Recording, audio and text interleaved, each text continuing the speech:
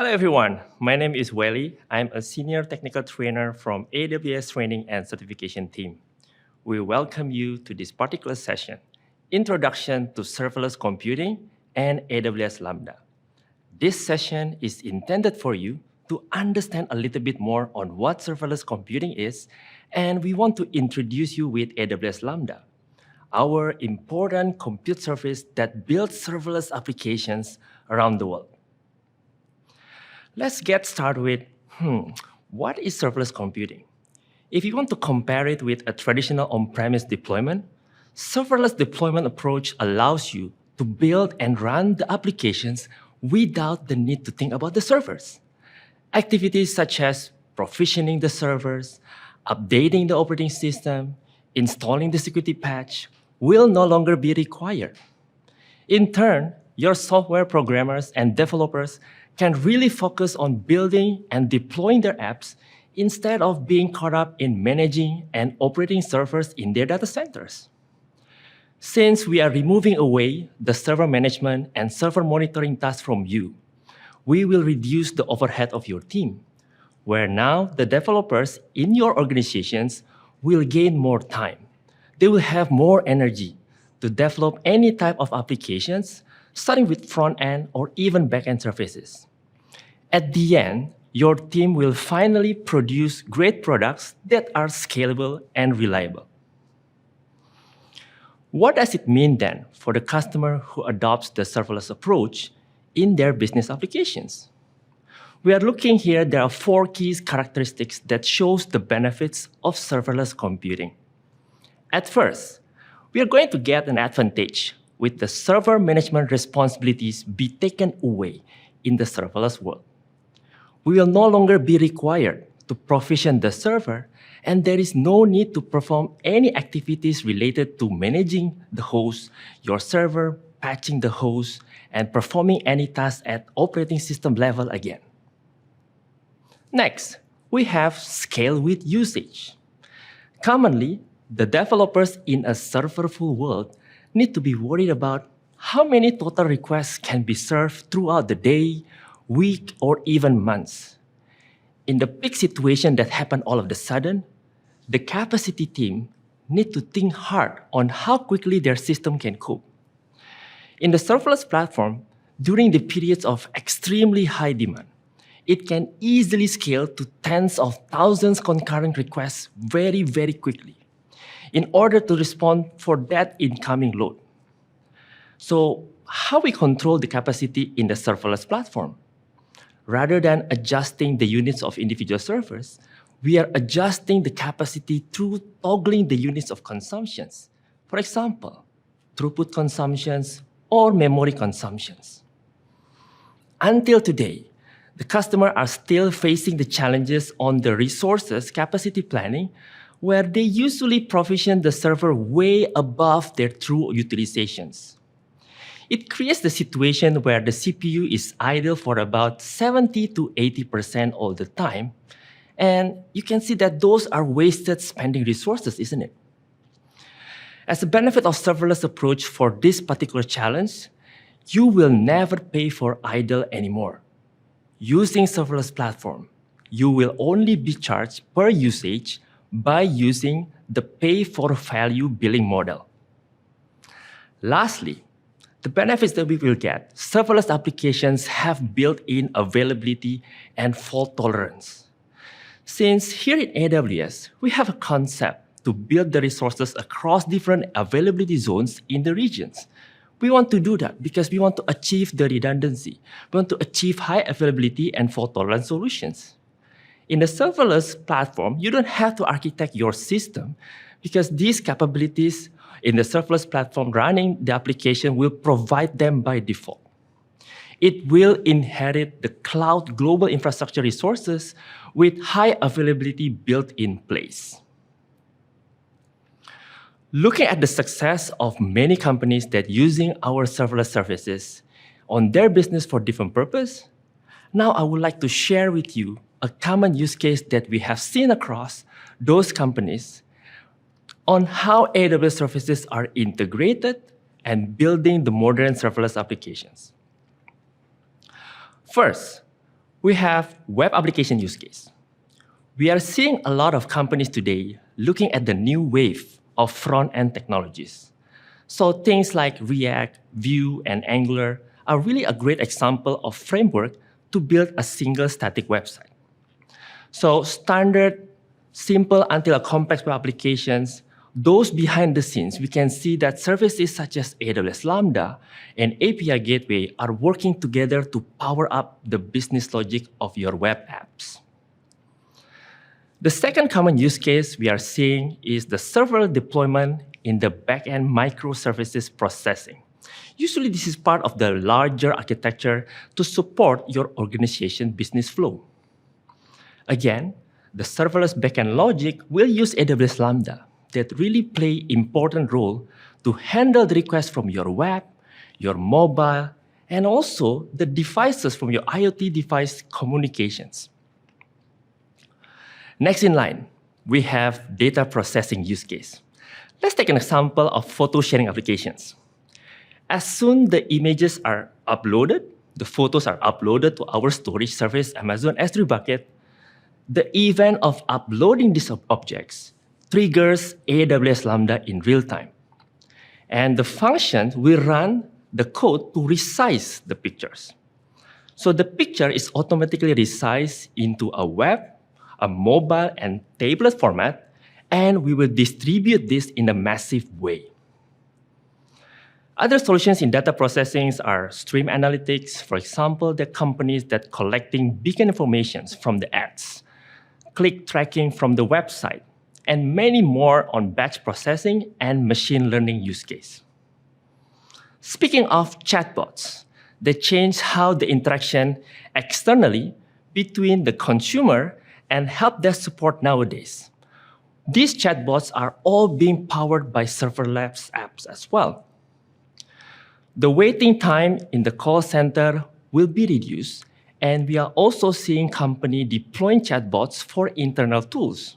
So their finance department, HR, and facility department will use this to support enhancing employees' experience. We have Amazon Alexa, the voice assistant for Amazon Echo that has more than 100,000 skills available. Every time we ask Alexa questions, most of the skills, or what we call the fulfillment of it, are powered by Lambda functions. The Alexa Skills Kit provide API tools so we can create a custom new skills powered by your own services running as a Lambda function. Next, many organizations are using the serverless functions for their IT automations. So the repetitive process, this can be automated based on the triggering event or a fixed schedule. Example, we want to automatically stop and start the AWS cloud resources to save money. Updating the security group in the situation when there is an incident response happens. We want to isolate the instance that is being infected. Some companies write the serverless code to manage their infrastructures or perform remediate action. The very first compute abstraction that AWS introduced was back in 2006. Do you know what is that? It is Amazon EC2 Elastic Compute Cloud. Amazon EC2 is the service that allows AWS customer to launch the instance in the cloud. With the rise of microservices, there is a new abstractions that evolve this new technology we name as containers. So if you never used container before, no worry. You can think about container like a self-contained environment with the boundaries that include both your own applications as well as the software dependencies to run it. With Amazon EC2, the instance virtualizes a piece of hardware so that you can run dedicated operating system. On the other hand, a container technology virtualizes an operating system so that you can run separated applications with different or incompatible software dependencies. Back in 2014, Amazon launched a container control plane orchestration service called ECS, Amazon Elastic Container Service, which is a highly scalable, high-performance container management service to help you deploying the Docker technology. With Amazon ECS, it eliminates the needs for you to install, operate, and scale your own cluster management because we have a deployment method to use a serverless. In the same year, at reInvent 2014, AWS introduced another abstraction compute layer, AWS Lambda.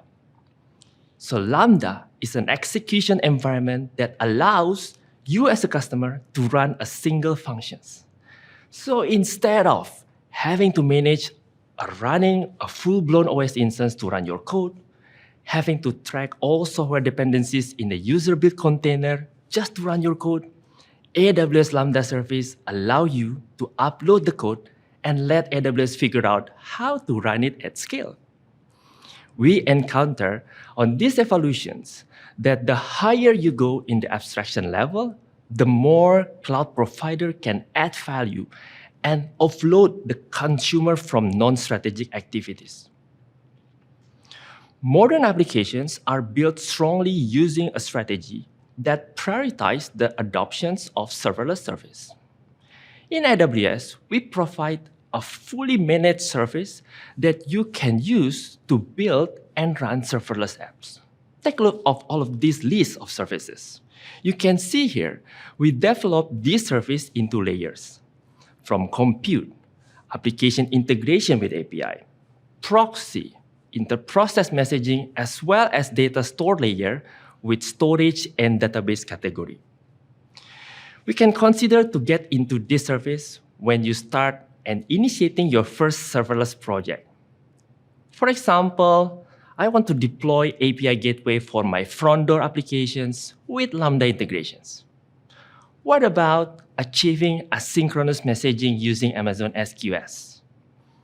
Then, what if we have a situation having multiple Lambda functions that need to be combined? Sometimes Lambdas need to run parallelly, sometimes the Lambda need to run in the serial fashions. We can use AWS step functions to handle the workflow. For storing and ingesting streaming data in a real time, we have Amazon Kinesis. We do have our interactive SQL query service as well using Amazon Athena. In the serverless side, in the database, we have Amazon Aurora for relational database category, and we have Amazon DynamoDB for non-relational database category. Again, all of these are serverless service, fully managed by AWS, and don't require provisioning, maintaining, and administering your servers on the back-end components. We're going to see in the upcoming slide how some of these serverless services integrated one another to build the complete serverless app solution. Let's imagine we have a project now to build a serverless web applications. At first, we want to authenticate the users from their web browser connections. We prepare the sign-in page for them to register using their account via email address. Amazon Cognito here will be used as a service to build the user directory and verify the user first before they really can interact with our applications. API Gateway enable Cognito as an authorizer. It will validate and checks whether inside your user request, they have a whole header contains a valid Cognito token or not. If the request is authorized, then API Gateway form the bridge that link your users and the function that you write in AWS Lambda.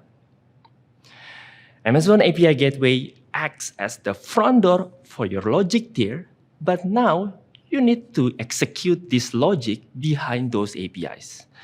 That's where AWS Lambda comes in. By using AWS Lambda as your logic tier, you have an options, a wide number of data storage selections for your data tier. In this architecture diagram, we will be using DynamoDB and Amazon S3, simple storage service. Take an example. We deploy a Lambda functions that will be invoked each time a user makes a request to the website. Ordering button in restaurant apps, for example. Add to chart button in e-commerce apps, for example. The function now records that request in DynamoDB table. And then the response to the front-end applications with the details and saying, hey, look, your request has been successfully processed. Amazon DynamoDB is the AWS managed scalable NoSQL database. We can choose and select Amazon DynamoDB when you want to retrieve the data records with the size limit of 400 kilobytes or smaller as of today, where we can achieve a single-digit millisecond performance. Very, very scalable. For hosting the static website, we position in these architectures Amazon S3 because we want our applications to have high availability storage, high durability. Static website features with S3 is going to deliver HTML, JavaScript images, video, and other files to your website visitors. We are looking at the object being stored in S3, such as files, image, or binary data. This can be accessed directly via HTTP protocol. But HTTP protocol is not safe. We want to have security in our design, and we want to enforce HTTPS protocol between the visitor to our website. We can implement Amazon CloudFront to distribute a static website hosted to your Amazon S3 origin, and we can configure the CloudFront to either redirect the HTTP request to HTTPS, or we enforcing that you use HTTPS only. Those are being configured in the viewer protocol policy of Amazon CloudFront. So Amazon CloudFront as CDN, Content Distributed Network Service, will going to improve the user experience since the frequent access objects is going to be cached to the closest edge locations where the user requests come from. In the core of communications, AWS Lambda here can be integrated with messaging service, Amazon SQS, simple queue service. Amazon SQS used to exchange internal API calls asynchronously, and we decouple the sender and receiver nodes. This queue-based processing really helped us to protect back-end systems from unexpected sudden surge in front-end traffic. We can also leverage on Amazon SNS, simple notification service. This is going to help us for pushing notification message directly to the apps on your mobile device. For example, in the situation we want to announce, hey, there is a discount on my product, there is a promotion program, or informations on marketing campaign event dates details that will help your users be up to date. We have seen AWS Lambda become the core services in serverless architectures. So it is really interesting to deep dive a little bit more to AWS Lambda, which we are going to cover next. AWS Lambda, as we already seen throughout the presentations until now, is a compute service that enables you to run code without provisioning or managing servers. You pay only for the compute time you consume. There is no charge when your code is not running. Do you remember when we discussed about benefit in the serverless that you never pay for idle? With AWS Lambda, you can run code virtually of any type of applications, even the backend services. All of this with zero administrations to handle your physical servers. What you only need is to upload the code and let AWS Lambda manage everything that's required to run and scale your code with a high availability. You can set up your code to automatically trigger from AWS services. Or we also can make a direct call to Lambda from any web app or mobile app. Before using AWS Lambda, it is really important to have following key Lambda concepts. At first, the Lambda event source. What will trigger the Lambda? Lambda event source can be coming from many AWS services. So services like Amazon API Gateway, Amazon CloudWatch Events, Amazon S3 are some good examples that normally be used to trigger your Lambda functions. Event source also can come from custom created applications that can produce events and this triggering your Lambda function as well to run. Second component here, which is also important, which is the function code itself. We as a programmer can construct the body of the function code by using our preferred programming language. Lastly is the concept of execution environment. When you create your Lambda function, you are going to specify configuration settings, such as the amount of memory available and the maximum execution time that you want to allow for your functions. Lambda uses these information and set up the execution environment for that. This secured and isolated runtime environment may only be used for one concurrent invocations at a time. The code you run on AWS Lambda is uploaded as a Lambda functions. Each functions will be associated to a configuration information such as name, descriptions, the entry point, and resource requirement. The code needs to be written in a stateless style. So in our developer's mind, we have to think about stateless. We assume there is no affinity to the underlying compute infrastructures, local file system access, child processes, and those similar artifacts may not extend beyond the execution time period. So if there is a need to hold persistent state, then we should store the state in another AWS services. So things like Amazon S3, Amazon DynamoDB can be used in this manner. Let's talk about how we use AWS Lambda and do things with it. As of today, you can implement an AWS Lambda runtime with these supported programming languages. AWS Lambda natively supports Java, Go, PowerShell, Node.js, C#, Python, and Ruby code, and also provides a runtime API, which allow you to use any additional programming languages to build and alter your functions. So what is runtime? Think about runtime is a program that runs your Lambda functions handler method when the function is being invoked. You can include a runtime in your functions deployment package, and we will package it as an executable file named Bootstrap. A runtime is responsible to run the function setup code, reading the handler name from the environment variable and reading invocation events from the Lambda runtime API. The runtime passes the event data to the handler and posts the response from the handler back to Lambda. Your custom runtime is going to run in the standard Lambda execution environment. It can be a shell script, a script in the language that included in Amazon Linux, or a binary executable file that is compiled in Amazon Linux.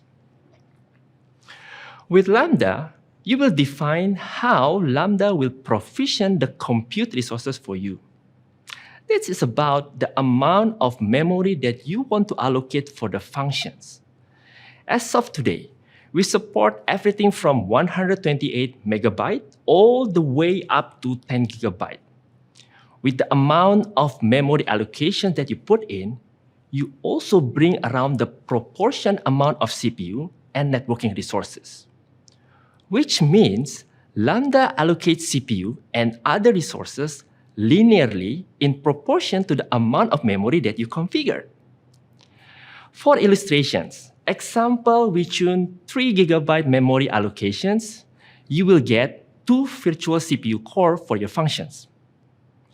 And if you increase the memory allocations to 10 gigabyte memory, you can now have access up to 6 virtual CPUs in each execution environment. With more memory and CPU power, This will be useful for you and the customer that bringing in the new cases, such as machine learning applications, batch and extract transform, load ETL jobs, high-performance HPC applications, as well the media processing use case. Those scenarios, use cases become easier to implement and scale with Lambda functions. Let's shift to synchronous and asynchronous use case in Lambda. When you invoke a function, you can choose to invoke it synchronously or asynchronously. With synchronous invocations, you wait for the function to process the event and return the response. For example, the web application scenarios that we saw earlier in serverless architectures, where the requests come in to the API gateway, invoke the Lambda function, let the function process that request, and once the Lambda finish with their job, API gateway will take the response from Lambda and reply it back to the users. The other option is asynchronous invocations. AWS services such as Amazon S3, Amazon SNS will invoke the functions asynchronously to process the events. When you invoke a function asynchronously, you don't wait for response from the function code. You hand off the event to Lambda and let Lambda handles the rest. You can configure how Lambda handles the errors, and you can send the invocation records to a downstream resources, chaining together the components of your applications. Lambda security. This will be the important aspect as well to be planned during a Lambda deployment. To make your Lambda secure, we need to configure the authorizations in resource-based policy. This to determine which principal that can invoke my Lambda functions, and at the same time, giving the role permissions to grant Lambda access, what the action that can be performed to the specific resources. Example, we want to authorize only a specific API gateway as an invoker for my Lambda functions, and I'm allowing my Lambda in the execution rule to put the object in our S3 bucket. When it comes to authoring the Lambda functions, you can use the tool that you prefer to use and then package it up into a zip file, upload it to a Lambda service. Some of the tools for authoring the code we mentioned here, such as Lambda console itself, Cloud9 AWS IDE, Eclipse IDE, and Visual Studio IDE. However, these tools and options that you want to use really depends on the language that you use to write your Lambda function code. For example, we want to use PyCharm for Python language, .NET Core for C#. Also, it depends on the library that you use in your code. The Lambda runtimes provide some of the library, and you must upload any additional library that you need for your code. Another key areas when using Lambda is monitoring and logging. AWS Lambda integrates with other AWS services to help you monitor and troubleshoot your functions. Lambda will automatically monitor the functions on your behalf, reporting the metric back to Amazon CloudWatch. This is really helping you and having a visibility of your code when it runs. Lambda automatically tracks the number of requests, the invocation duration per request, and the number of requests that results of an error.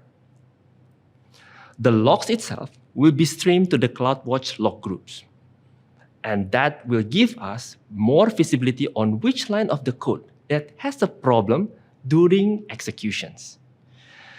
Things like console.log, printf statement of your function as the text output, those can be published, and we can see it straight away in the CloudWatch logs. On top of that, we also have AWS X-ray service. This will help us tracing the performance bottlenecks and troubleshooting the error requests. Lambda provides a programming model that is common to all of the runtimes. The programming model defines the interface between your code and the Lambda system itself. You're going to tell Lambda the entry point to your function by defining a handler in the function configurations. The runtime then passes this object to the handler that contains the invocation event and the context. What is that context? Things like function name and request ID, for example.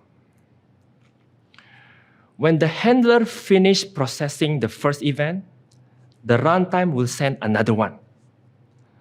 The function's class stay in the memory, so the clients and variables that are declared outside of the handler method can be reused. To save processing times on subsequent events, AWS Lambda creates reusable resources like AWS SDK clients during initializations. Once it's being initialized, each instance of your function can process thousands of requests. Your function also has access to a local storage in their temporary directory. Instances of your functions that are serving requests remain active for a few hours before it's being recycled afterwards. Speaking of stateless style code, we keep the function stateless so that AWS Lambda can rapidly launch as many copies of the function as needed to scale to the rate of big incoming events. While AWS Lambda's programming language is stateless, your code can access a stateful data by calling the other web services such as Amazon S3 or Amazon DynamoDB. You can find the whole list of services that you want to work with Lambda in our documentations. The complete list will give you details about which method of invocation you should use. We also provide guidance in the documentations. So you can find about how to set these things up, the integration between the services. To highlight, here's some example. You can use Lambda to process the event notifications from Amazon S3. Take an example of photo sharing application we had earlier. Amazon S3 will send an event to a Lambda functions when the object is being created or deleted. So the use case will be Amazon S3 invokes the create thumbnail functions when there is an upload process every time each image file uploaded to the S3 bucket. Another example is using AWS Lambda with Amazon Event Bridge. When your AWS cloud resources change their state, they will automatically send the events into an event stream. With Amazon Event Bridge, you can create rules that match those selected events and route them to your AWS Lambda function to take the action. For example, you can automatically invoke an AWS Lambda function to lock the state of your EC2 instance. Maybe it is stopped accidentally and you want to start it automatically again. And still, we have many interesting integration examples that you can use this to bring up some ideas. From event-driven method, asynchronous invocations, polling method. This will help you building from a simple until a complex deployment using AWS Lambda services. So, what are we waiting for? We know that you will be excited by now. Let's start building the serverless apps with Lambda services. The easiest way is to try and get your hands dirty by directly trying it on AWS Management Console. Once we want to have automation in place and accessing the service from the script, we welcome you to use command line tools. Command line tools such as AWS CLI and SDK is a script programs and libraries that enable the rapid application deployment with using the interactions within a command line shell. As mentioned before, that as an author, You can use the function and build it via multiple varieties of IDEs. Things like Eclipse or Visual Studio, including our AWS services like Cloud9 to start building your Lambda code. Happy coding and building serverless apps to your organizations. With that, I want to thank you for listening to the presentations, and I appreciate for your time. And I hope that you gain and learn something new, especially on the serverless world. Go and check it out, our Skill Builder. Skill Builder is our online learning center that makes easier for anyone starting beginner until experienced professional to build AWS cloud skills. We offer more than 500 free digital courses that can help you and your team build a new skills. You also can learn about the latest services when and where it's convenient, and it is being up to 16 languages there. Within Skill Builder, take the advantages to have a look on flexible learning plans. We will offer the suggested digital courses that will align to your specific domain or the job role. When you build your skills, consider and preparing one of our AWS certifications. These industry-recognized certifications will span across foundational, professional, and specialty level to validate your AWS knowledge and skills. This will help building your credibility and your confidence as well. We invite you to join the AWS Certified community that will bring together all AWS certificate practitioners and builders in the world in exclusive online community. You will participate in forums, learning and networking opportunities, and you will get the challenges from the AWS team to earn the rewards and recognitions. So please scan one or both of the QR codes on the screen to get started with your cloud skills training and certifications. Thank you again for attending AWS Summit Online ASEAN 2022, and we really appreciate your feedback so that we can better understand the topics and services that you would like to know more about. So please do take your time, fill out the survey, and let us know what you think.